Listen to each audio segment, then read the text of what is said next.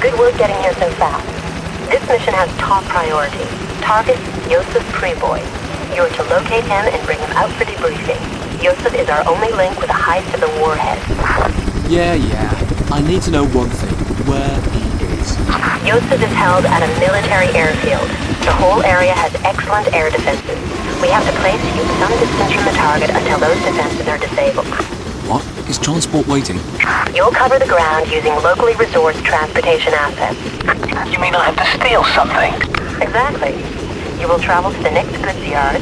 There, you will resource transportation. The whole operation is simple. There are 3 stages. 1. Acquire transportation assets. 2. Disable air defenses. 3. Find Josef Priboi and extract him for debriefing. Even a grunt like me can follow it. I see. That's the best we have.